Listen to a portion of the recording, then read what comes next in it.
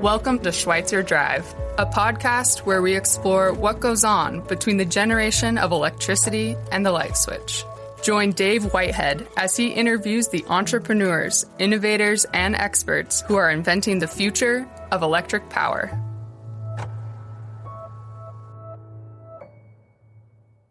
Welcome to Schweitzer Drive. I'm your host, Dave Whitehead. Today, I'm happy to welcome back Robert Bryce to the podcast. We are going to discuss some of the opportunities and challenges of the Trump administration's goal to quadruple the U.S. nuclear power output by 2050. That's 300 gigawatts of new nuclear capacity in just 25 years. Robert is an author, speaker, and film producer.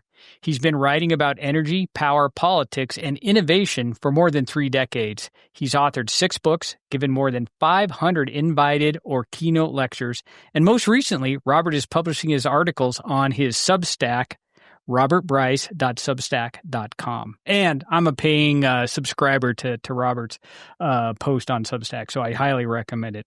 With that, hi, Robert. Welcome back to our podcast. Glad to be with you, Dave. I don't know what we're going to talk about, though. There's nothing happening in the electricity business. It's all been quiet. There's nothing happening in the power sector, the energy business. It's all quiet. Yeah, business is dead. No, I'm just joking. As you pointed out, every time we turn around, there's something about energy or electricity or the grid as it relates to data centers or AI or just about anything. And I a little background, Robert spoke at one of our Modern Solution conferences a number of years ago. And one of the things I still remember is, and he didn't quite say it this way, so I'm going to paraphrase a little bit. He said, if you're intellectually honest with yourself and we all want green, dispatchable, or non-carbon emitting energy sources, you really end up at nuclear. And nuclear is perhaps a ways away. So the question is, how do you get from where we're at today to nuclear? And it's probably via gas. If we want reliable dispatch. We saw the challenges with Spain a few months ago, maybe just a month ago, with going 100% renewable, and the challenges they had with the massive blackout all across Spain. And really, it was the reports I'm seeing right now is coming back to there was no inertia in their power system, no big spinning generators to ride through some disturbances, and that's really the root cause for that country going black. And we have areas in our country like Florida that wants to be all green, all renewable, if you will, with solar or wind, and they may be in the same prediction or predicament, maybe is a better way to say it. And so that's why I get back to this nuclear opportunity. I am really bullish on nuclear. The president just gave an executive order calling for a massive expansion of nuclear power.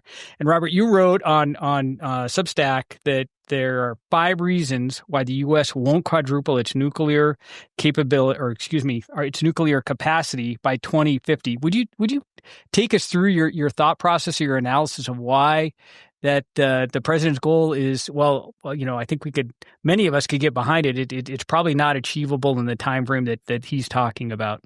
Sure. Well, first, glad to be back with you again, Dave. Love Schweitzer and what you all are doing. A very sophisticated company and providing critical equipment to the grid.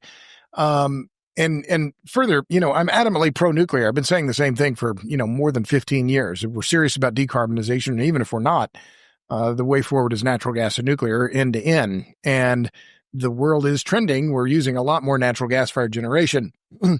And I'm pro-nuclear, adamantly so, but I'm also, I'm very sober about what the possibilities and the potential for rapid deployment of new nuclear. And the president's executive orders in May, all 4 of them, they're historic and really important. And they are the most important endorsements of nuclear energy by a sitting U.S. president since Eisenhower's Atoms for Peace speech in 1953. So they are historic and very important, particularly the one that directs the Department of Defense to deploy new nuclear.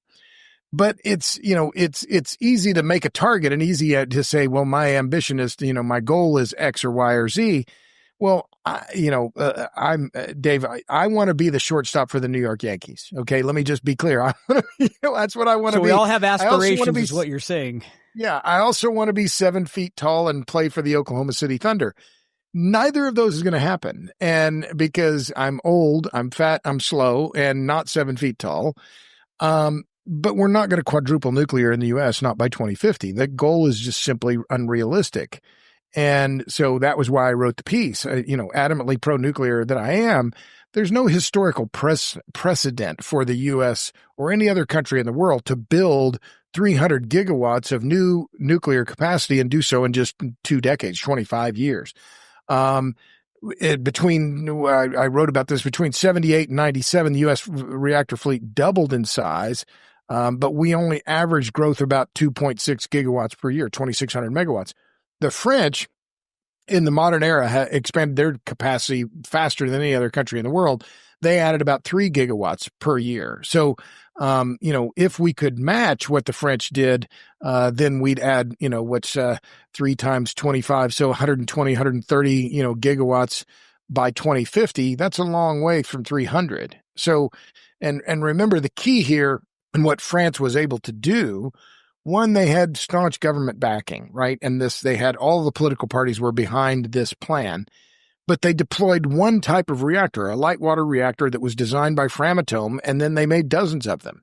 We don't have that. We don't, in the build out of the nuclear fleet here in the U.S., we didn't have that, and we don't have it now. And we have 51, and this is one of the other points that I made in the article about 5 reasons why.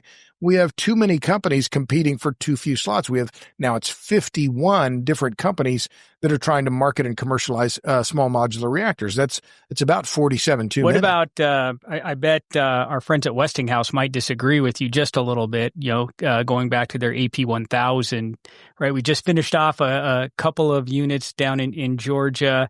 I think China has 4 that are running right now. And if you go look at the Westinghouse website, they've probably got about 10 or 12 different projects under some state of contract to go in over in Europe. I know Dan Sumner from Westinghouse says after the president's announcements that, hey, they've got a frozen design, it's modular, they've got experience now, and they should be able to crank these things out. But just to put it into perspective to our listeners, right now there are about, I think, 94 nuclear reactors in the U.S. producing about 97 gigawatts of power. So each AP1000, if you will, produces about a gigawatt of power. So we need 300 right. AP1000s in the U.S. in the next 25 years. I'm just trying to put that into scale, thinking about building 300 big nuclear generating facilities. And it took at Vogtle, 15 years to build 2. So, again, I'm adamantly pro-nuclear, but we have to be very sober and very clear-eyed about what the challenge is and what it's going to take to scale this up. The U.S. nuclear sector didn't wither over a period of 2 or 3 or 4 or 5 years. It withered over a period of decades. It's going to take decades to bring it back. So, to just run through some of these other reasons why, there's no historical precedent for building what would be 12 gigawatts a year to meet that 300 gigawatts by 2050 target. And Robert, real quick, when you say that, it's not just in the U.S. building. I mean, this is a global pace at which people can build reactors, right? Right.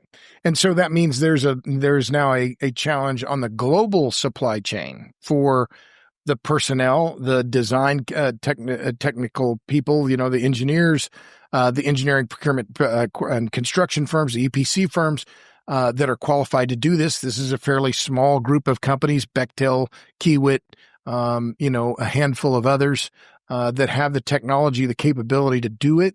But the costs, this is the other part that is really going to have to be clear. The plant Vogtle, the final costs on that project was about $17 million a megawatt. That's $17,000 a kilowatt. You can build new nuclear capacity or new natural gas capacity for about $2,000 a kilowatt, or in some cases even less than that. I think that's toward the high end. So, I'm pro-nuclear. I want to see it happen, but these costs are still stratospheric. And, the BWRX 300 that they announced at Clinch River, that's the GE Hitachi design. TVA announced this just a few weeks ago, and they said, we're going to build it. And they didn't release the cost figure. But if you look last fall, they released a cost figure. It's $18 million a megawatt for 300 megawatts of capacity. Mm-hmm. I'm sorry, that's just too expensive. Now, it's the first of a kind. I get that. But, again, we have to be very clear-eyed about what the challenge is and what it's going to require. And the other part of this is the political challenge. And we have to get the Republicans and the Democrats on side, and they have to have bipartisan, strong, decadal support for this. And right now, the Democrats and Republicans can't agree on anything. They're coming closer on nuclear. There's no doubt about it. But, it's one thing to talk about it. It's going to require appropriating money. You're going to have to build enrichment facilities and have federal money behind that. There's nothing quick or cheap or easy about any of this. Yeah, I think I forgot what the acronym is for the loan office out of DOE, but I think that was a key element for these certainly these big reactors to get off the ground or the construction start. There's got to be some kind of guarantee to whoever's going to have to build this thing, whether it's an Exelon or a Southern or some other utility, right? Where there's a little bit of backstop and not all the risk that goes into this mandate from the government to have nuclear. What do you think? Yeah. Do you think you can get both sides of the aisles to agree on supporting those kind of efforts, or? Well, I think so. And, and I guess I see the challenges more often when I'm in my reporting than I do the solutions, Dave. But, remember the government's support for this new nuclear capacity, it's going to be robust, and it has to be robust at the state and federal levels. And here in Texas, we had in the last legislative session an appropriation that will help build new nuclear in Texas, all of which is good. But don't forget that you have a lot of incumbent utilities who are gas-fired or existing nuclear utilities who are looking around and saying, we like things the way they are pretty well. We don't need government, and we don't want government subsidizing our new competition. So that could, how would that play out? Well, maybe a few bucks go to an NGO that's going to fight the project, and that's all surreptitious. I'm not the conspiracy theorist here, but let's be clear-eyed about the commercial environment as well here, where it's a very competitive business. And, everybody's looking out for their own cheese, including the gas-fired generators. So, they're not necessarily eager for the government to put its thumb on the scale of new nuclear either. But, I don't want to belabor that point, but it goes to the bottom line here, which may be more the most important thing, is that without this robust bipartisan federal support for all aspects of new nuclear deployment, the deployment is going to be a lot slower than 12 gigawatts a year.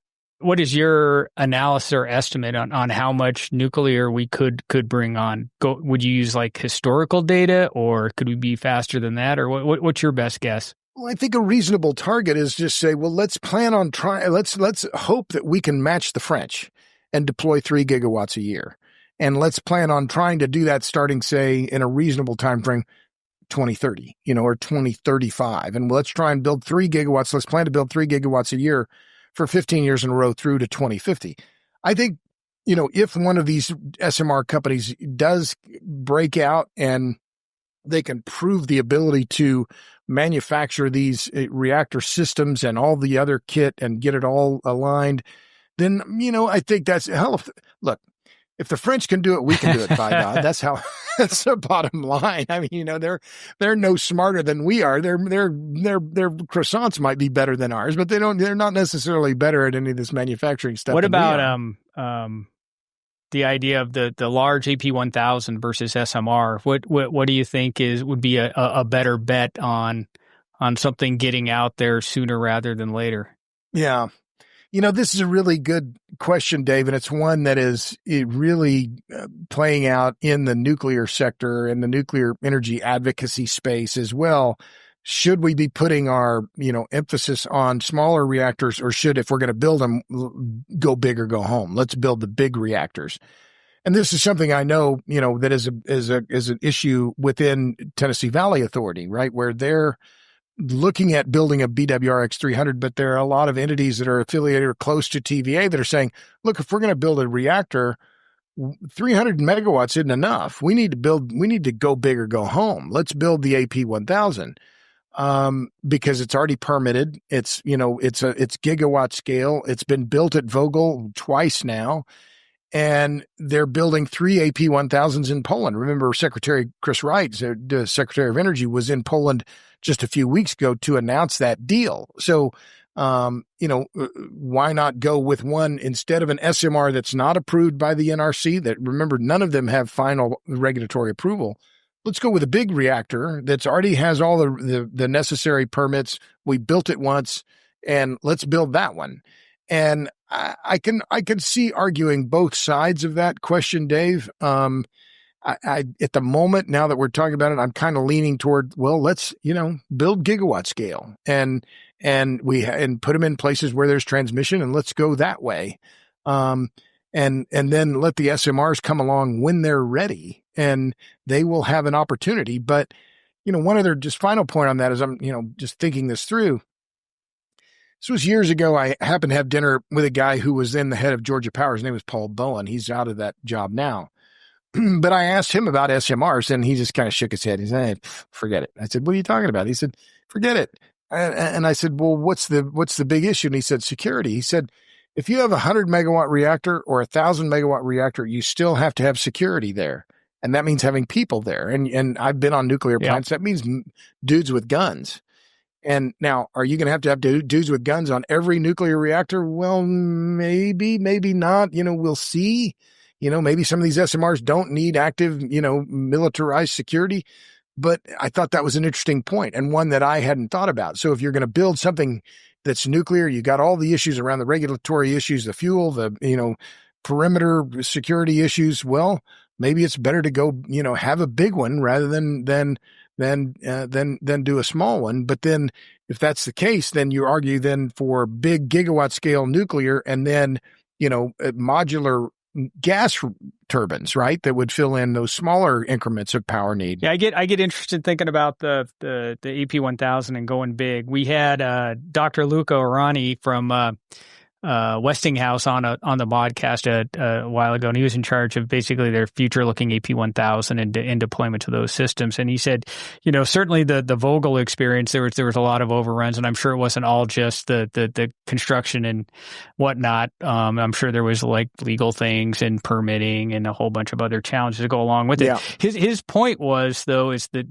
the challenge certainly the nuclear industry is it's what's the Vogtle ones are the first reactors built in 20 plus years or something like that. And this start and stop of trying to get a whole industry going is just that's where some of the big challenges. If we could get something steady going, right, where we're just cranking these things out, if we're going to get, I think the president said at some point he wants 10 large-scale reactors by 2030. The governor of New York said she wants a gigawatt of power coming online by 2030. If we could start cranking out 3 plants a year or something like that, I think you could get a supply chain and enough lessons learned where we've actually learned something so we can deploy stuff for, maybe perhaps at the estimated cost, not twice the estimated cost of the construction for these facilities. Yeah. Well, I have to jump in on the New York I just thing. heard about that this week. I don't know much about it. Yeah, I know. I went to Indian Point. In fact, we did our documentary, and it came out in 2019. We went to Indian Point, the nuclear power plant that was closed under the Cuomo administration. And with the full agreement of Andrew Cuomo, who I'm so pleased to see losing in the mayoral race in New York City, because he should be indicted for what he did, along with the Natural Resources Defense Council and Riverkeeper and all those hoodlums who argued for the closure of Indian Point, a 2-gigawatt nuclear reactor 30, 40 miles north of Times Square, provided up to a quarter of all the electricity in New York City, and they just agitated for the closure because, it's dangerous, it's dangerous, dangerous. And here we are, just less than 5 years later, and the governor of New York, the new governor, saying, we need to build nuclear. Will you think? I mean, it just makes my blood boil, Dave. I mean, it just makes me spitting mad that the way that played out, the nuclear politics in New York played out, and Cuomo, just kneeled in front of these, climate NGOs, and they said, we're going to build offshore wind, all of which was baloney, all of which is falling apart, all of which was ridiculous from the beginning.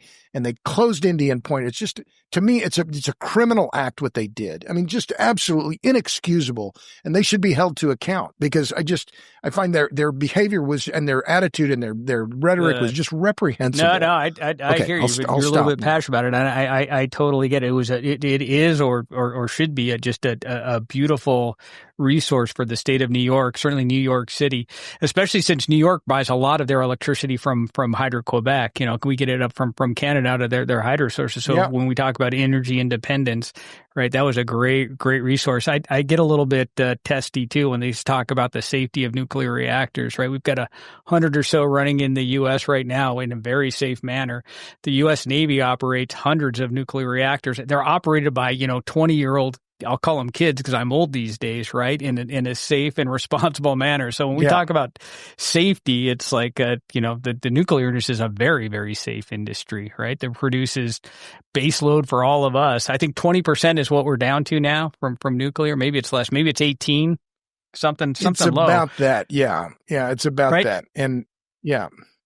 But that plant should never have been closed, and it was operating safely. And to me, it's personal, Dave, because I saw it. I went there and I saw 2 gigawatts of power production, baseload, carbon-free, clean power production coming from a footprint of 1 square kilometer. I mean, it's 2,000 watts per square meter of power density. And it had, and it's on the Hudson River. And the critics were claiming, oh, it's warming up the Hudson River. Look, I grew up in Oklahoma. I live in Texas. The rivers here, some of these rivers you can walk across. I mean, they're tiny, right? And they're not, I see the Hudson River. I think this is an inland ocean here. This thing is enormous. And you're talking about some temperature, some air, what is temperature, thermal pollution? I'm like, get out of town. It's absolutely ridiculous. And yet they're promoting wind and solar. And I'm just thinking, they should all be held to account. Kit Kennedy from the Natural Resources Defense Council, she would be the first one I would indict and charge her with, crimes against civilization because of what she's done. I mean, just absolutely reprehensible, her behavior, the way they lied about that plant. They celebrated when it shut down. I have no. Well, the irony is everybody's trying to turn these things back on. I don't like those people. Did I make that clear? Hey, Robert, let's do a thought exercise that, hey, sure. We are able to build three plants a year. The next challenge we have is the U.S. has gone from being the world's exporter of nuclear fuel to relying almost entirely on imports. And now we face a looming ban on Russian uranium. How urgent is it the need to rebuild domestic uranium mining and enrichment? And what are the biggest obstacles to doing that? Well, it's going to be government funding. Centrus Energy is the U.S. company now that has the capability to and the expertise to add new uranium enrichment and build nuclear fuel. But they're going to need $3 or $4 billion in funding from the federal government. So that's key. And we need domestic companies. We need U.S. companies to be doing this. Orano is, I think, a French-British consortium. They have enrichment capability, but we can't rely on the Russians. And remember, it was just last year President Biden signed that what was it the Prohibiting Russian Uranium Imports Act. So that effectively starts banning the importation of Russian nuclear fuel in August of this year. And the nuclear utilities can get waivers on that through January of 2028. But this is next year in the utility business. This. You're an electricity guy. The planning for grid level infrastructure. They do this many years in advance and with very careful planning. And so we're now getting 25% roughly of our, it's maybe not quite that high, maybe 20% of our nuclear fuel is now coming from Russia. Russia is not our friend. So, this is the other key part here is that we're going to have to solve all of these issues at once, Dave. We have to solve the capital, the regulation, the fuel, the supply chain, the waste issue. All of them have to be addressed, and we have to address them all together and get the thing done. And I see more bipartisan support for this, but Congress is weak and barely functioning. And can they make this a priority and focus on it and be sober about it? I'd like to hope so. So what do you? I'm going to go back to my other question. We've talked about many challenges, right? But I guess the brass ring, if you'll, trying to grab that thing is to get the nuclear back into our portfolio. What do you see the future? If we had to project out 10 years, Where do you think we are? Let's go to 2030. Let's do the 5 years that the president said, hey, let's get 10 units online or something like that. Do you think we get 10? Do you think we Sure. get 5? Do you think we get 0? I think, if in 5 years the U.S. could build half a gigawatt, 500 megawatts, if we could have 500 megawatts built, that's probably too ambitious by 2030. I think if we could get 500 megawatts online within 10 years and then, accelerate from there, I think that could be very positive. And is that bet on SMR or is that bet on like big units? Well, that would be a bet on SMRs rather than AP1000s, right? Because, I picked the 500 megawatts because I don't see, if you're going to build an AP1000, you're going to build gigawatt scale. You have to have that permit and you have to have that agreement in place now because it's probably going to take you 10 years to build it. Yep. So maybe not that long, but still, remember Vogtle, I think at the peak, they had 6,000 people working on that project. And I talked to friends of mine, one of them is in the LNG business, and he said they're building LNG plants on the Texas Gulf Coast and they're so short of labor. He said, we can't find enough people to do the skilled labor that we need. And I've heard the same thing from Kiewit and other, EPC firms that this is one of their key constraints. So, we're facing all of these issues at once. And, I don't know what the situation is like in Washington State where you are about, finding skilled labor to fill, I've seen your manufacturing, your very sophisticated operations there. A lot of people that you employ, but this is a generational challenge on skilled labor, electricians, pipe fitters, welders, welders, these people who are ready, willing, and able to do these kinds of skilled labor jobs. There's a crying need, and that need will increase over the years to come. Maybe this is a bad joke, but I'll say it anyway. Maybe one of the advantages of AI is we'll free up a bunch of our workforce to go and help us build things in the U.S. Oh yeah. Oh, you went to law school. Guess what? You're a welder now. Here's how you're going to pay off your law school loans. You're going to learn how to TIG weld and then be an auto mechanic and. Yeah. Well, let me ask you, Dave. I mean, what is the situation like with labor where you are in Pullman? Do you have enough people? Are you short people? We at any one time have, you'll probably, if I were to go out to our website, we probably have across the globe, probably 300 positions open right now. And those are from manufacturing to technical. So all over our company, hiring, some positions are a little bit harder than others, but generally speaking, we do a pretty good job of finding the resources we need to accomplish the task at hand. So it's not as dire as other, but you brought up a point about an electrician. Try to get an electrician to come to my house to fix something. It can be certainly a big challenge. Get a plumber to come and do something is certainly a big challenge. So I think it certainly depends on the industry we're talking about or the trades. But I agree with you. People pouring cement, doing the electricians, doing all the piping and plumbing and stuff. We'll have to have a different workforce then certainly to support this ambitious goal of, 3 or 4 nuclear facilities a year coming online. Right. And you're out of 300 positions open out of how many employees at SEL now? 7,000. Wow. Okay. Yeah. Well, so one other quick point on that. The construction issue, we've talked about nuclear, and I mentioned LNG. These data center operations, data center construction, they're requiring a lot of personnel as well. So, in addition to the ongoing need for skilled trades, like plumbing at your house and electricians at my house or sheetrock or, you name it.